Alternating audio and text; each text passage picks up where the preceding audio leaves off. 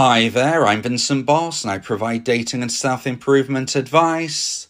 And in today's podcast, we're going to be discussing the Anxious Avoidant Trap, what your ex was thinking. I provide audio coaching for breakup recovery, trying to get an ex back, attracting someone new, and life coaching. Visit www.dateme.tips for more details. Please check your spam and junk folders if you are expecting an email from me. So now let's get back into today's podcast, and today we are discussing the Anxious Avoidant Trap, what your ex was thinking. So if you have been dumped and want to try to get your ex back, you need to consider why your ex ended your relationship before you can truly understand how to get them back. In today's podcast, I'll be discussing 3 points to the anxious avoidant trap, as this can be a common reason as for why you were dumped. So let's get straight into this, and point number 1 is why this matters. So in point number 1, I'm going to separate this into 2 subpoints A and B. Why does this matter? Well, subpoint A is it matters because if you don't understand why your ex dumped you, how on earth can you recognize what you need to do to try and reconnect with them? And more importantly, whether or not you then believe it's actually worth moving forward and trying to reconnect. You might conclude that although you know what you need to do to try and alter things so you can get your ex back, you might decide that knowing the full picture, it doesn't represent a relationship that you feel comfortable moving back into. Now, when we consider the second subpoint of point number 1, point 1B, as you will, and we're considering why this matters. Why does it matter about the anxious avoidant trap? Well, this is because the anxious avoidant trap is a very common reason as to why your ex may have lost romantic emotional attraction.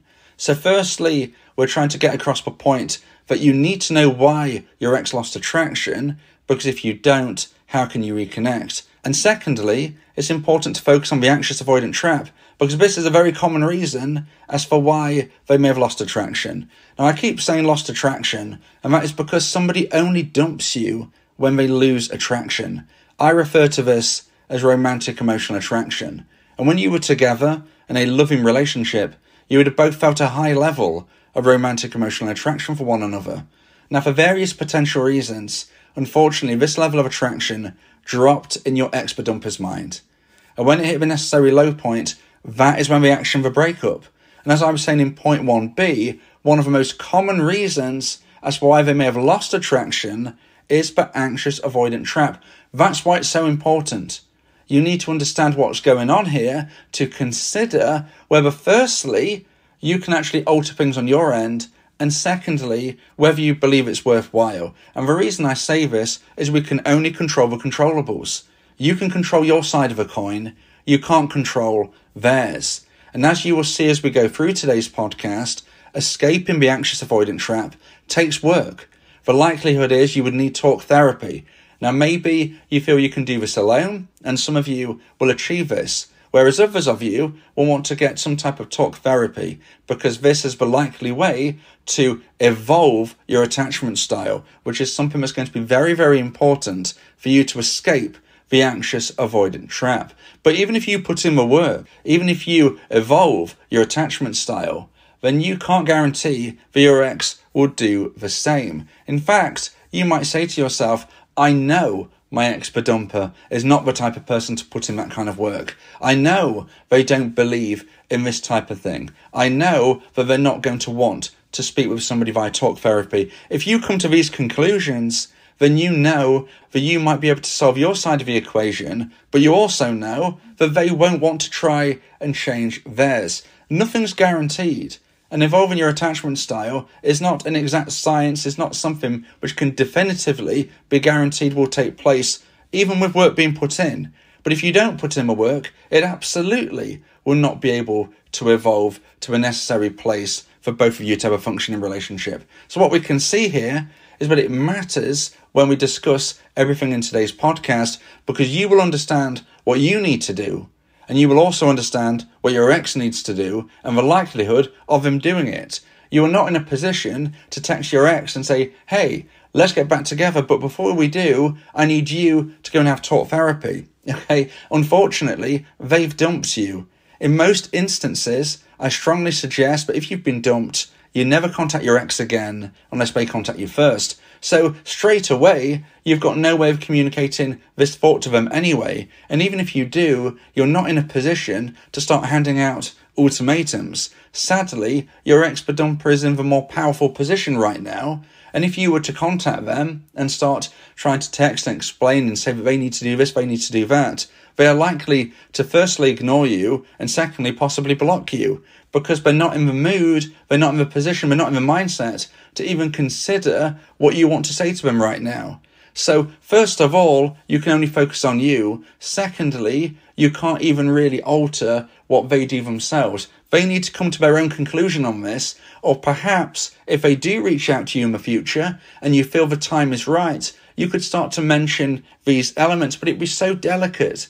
You'd be walking a tightrope, and I don't suggest you go at this in a bulldozer type way, else you will scare your ex off and probably get yourself blocked soon after they initially reached out to you. So it's a very delicate situation. You need to understand what you need to do, you need to understand what they need to do, and you need to understand whether there's a likelihood that they're going to want to or that you feel able to do your side of the equation.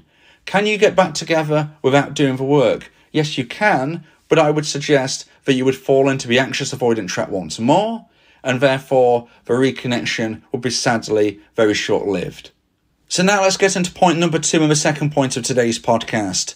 Please like this video if you're watching on YouTube and subscribe to the channel. And point number 2 is, what are the attachment styles? So when we're talking about the anxious avoidant trap, we're speaking about attachment styles and how they connect with one another and how they can unfortunately bring the end to a relationship via the anxious avoidant trap. But before we get into depth on what the trap actually is, we need to discuss the attachment styles. Now, there's a couple of ways we could do this. I could speak to you in a very complex way regarding the attachment styles, but I don't think that is particularly helpful or useful for us to start drowning in all of the terminology. I can break this down somewhat simpler, but just as effective, and that's what I'm going to do. I'm going to try a more simplistic, but to the point approach for what are the attachment styles. So first of all, we're going to discuss the secure attachment style. The secure attachment style is the best attachment style. This is what we're looking for. This is what we're hoping for. But what is it and how do we obtain it? Well, all of the attachment styles are obtained, if you will, during our very early childhood, when we're very, very young. And it's based upon our connections to our caregivers, who most of the time are our parents. For most of you listening, this will be your parents, but some of you may have been brought up by people other than your parents, and therefore it would be your caregivers. Now, the way we connect and ultimately deconnect from our caregivers and parents is what our attachment style is based upon. So if we look right back to when you were very, very young, if you had a secure attachment, this would have meant that you felt very comfortable, loved, and safe with your parents. Again, I'm breaking this down in very simplistic terms so we don't get really caught up in all the terminology. I don't think that's necessary at this time. So, secure attachment means that you feel safe, loved, cared for. You feel very, very secure in this connection with your parents, with your caregivers. This then means that later in life, you will feel secure in your romantic relationships because the attachment styles are formed in our very early life and they carry through. Unless with talk therapy, they are evolved. Then this is the point. If you are secure attachment, that's wonderful. But if you are in the anxious avoidant trap, sadly, neither of you are in this secure attachment. And this moves us on to the next main attachment style, which is the anxious attachment style. Now, those of you with an anxious attachment style would have had a childhood where you didn't know when the love was coming. So to break this down really simplistically, this could have been a situation where maybe one moment you would be crying and your parents would come to you, comfort you, love you. And the next time you cried, you didn't get any love or support at all. Maybe you were left for hours and hours and hours and hours and hours without anybody coming to soothe you. And then the next time you were upset. You instantaneously got that love, support and affection. This type of situation, although overly simplified in what I've just said, can bring on and develop an anxious attachment style. What this means later in life is that you are going to have romantic relationships where, again, you don't know when the love is coming. This is going to make you anxious.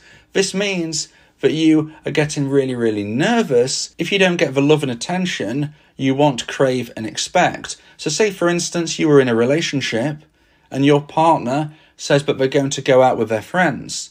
If they go out with their friends and you don't receive a text off them within an hour or so, you would start to get very, very nervous. Those nerves would start to turn to frustration and potentially anger. And then you might start blowing up your partner's phone by sending message after message. Where are you? What's going on? Why haven't you texted me? Okay, that is an example of somebody with an anxious attachment style. You never knew where the love and support was going to come as a child, and therefore you don't know where it's going to come as an adult. Now let's look at the final main attachment style, and that is the avoidant attachment style. Now, for these people, unfortunately, when they were very young, they felt no real love or affection at all. Now, this doesn't necessarily mean that parenting was absolutely, deliberately non-existent. However, it could do. You know, there are some children who, unfortunately, are not loved at all, and this sadly would bring on an avoidant attachment style. But there is another reason as to why this may have taken place, and therefore I need to just go into that as well. Maybe your parents or caregivers worked very, very hard. Maybe they was working all hours, and therefore you never had your parent really with you. Now, this wasn't deliberate, they wasn't lazy, they was actually the opposite of that. They was working incredibly hard, but because you never really saw your parents, you never felt the love. The parenting technically was non-existent, but not necessarily for a bad reason. Although, as I said, this would also constitute, if it was for a deliberately bad reason, that the parenting was non-existent. Either way, if you are somebody who develops an avoidant attachment style, you're going to find it very difficult to have emotional bonds develop. This is something which can be very, very difficult in a romantic relationship because you would be deemed as somebody who is very cold. You find it very hard to attach in an emotional sense. And this is why I wanted to discuss all of the main attachment styles right now so we could fully understand what the anxious avoidant trap is. But before we get into this, I just wanted to let you know that if you want to speak about the attachment styles, if you want advice and support about how to try and increase the chance of one day getting your ex back, then you may want to consider my audio coaching service, where me and you can speak one-on-one about your unique specific situation. Go to my website www.dateme.tips for more information about how I can become your coach and your teammate via my audio coaching service. So now let's get into point number 3 and the final point of today's podcast about the anxious avoidant trap, what your ex was thinking. And point number 3 is, what is the anxious avoidant trap? So now we've discussed why this is important. Now we've discussed what the attachment styles are. We're now going to be discussing what is the anxious avoidant trap. And this is where we have one partner who is an anxious attachment style and another partner who is an avoidant attachment style. And when these two combine, we can have a situation which creates the anxious avoidant trap. And this is when we have somebody who is acting in an anxious way, triggering somebody who is acting in an avoidant way, who then triggers the anxious person. So let's look at this in a little more depth. As we've already said, the anxious person is going to feel really, really uncomfortable if they're not having the love and attention that they deserve in their mind. They feel and crave, they want this constant reassurance, this love, this attention. Now, what happens if they don't feel it? Well, as I said earlier, they are likely to start chasing, blowing up the phone of their partner, for instance. Now, what happens if their partner is an avoidant? Well, the avoidant is fearful of the intimacy. They're scared. They're not really sure how to connect emotionally. They feel very nervous when they feel pressurized in a way when they are having emotions thrown at them. So if we have a situation where the person is anxious and they're feeling nervous because their partner isn't giving what they feel they crave, they're going to start chasing their partner much, much more. Now, if their partner is avoidant, when they feel this onslaught of love, emotion, desire, and demand, they're going to feel very, very scared. And they're going to become even more avoidant. They're going to run away further. And what happens when they run away further? Guess what? The person who's anxious becomes even more nervous. So this is the anxious avoidant trap. The person who is anxious is feeling that they're not getting enough love and attention. They start chasing their partner, who in this instance is an avoidant. And because they are avoidant, they are starting to feel very concerned about all of the chasing. So they run further away, which then triggers the anxious person once more. This is the anxious avoidant trap. And really, the only way to break free of a trap is for one or both people to become secure attachment. Now, you can do your part, but you can't do your ex's. Now, what happens if one of you evolves to secure attachment and the other doesn't? Well, it's still not going to be easy going. You know, the ideal relationship is you both having secure attachment. But if you have secure attachment, you feel comfortable, you feel safe, and you feel relaxed. You're good with intimacy, but you don't need it 24/7. You are okay with having somebody showcasing you love. In fact, you would like that as well, but you don't need it every second of every day. If your partner tells you that they're going out with their friends, you're not going to be worried if you don't hear from them for a few hours. But if and when you are together again, you're going to be feeling really, really happy to see them, and you can have that emotional and physical intimacy that you would love to have as well as them. That is why secure attachment is the best place to be, but it can be challenging to get there if, unfortunately, your childhood did not develop that within you naturally. Now, what happens if you're listening to this now and you know you're in the anxious avoidant trap? Well, I would say recognize where you are. Are you an anxious or are you an avoidant? And then you need to consider what you need to do to try and move forward to become more secure. Maybe talk therapy is what you want. Perhaps you feel you can do this alone. But remember, you're only solving your side of it. And if your ex doesn't want to evolve as well, then sadly, you're always going to have a somewhat difficult relationship, because even if you're secure, your ex, if you get them back, is not going to be secure. And therefore, there's always going to be that challenge. There's always going to be moments which feel awkward because you're not both in the same boat. If you believe that this podcast has helped you, then please consider buying me a coffee. The link to do so is in the description.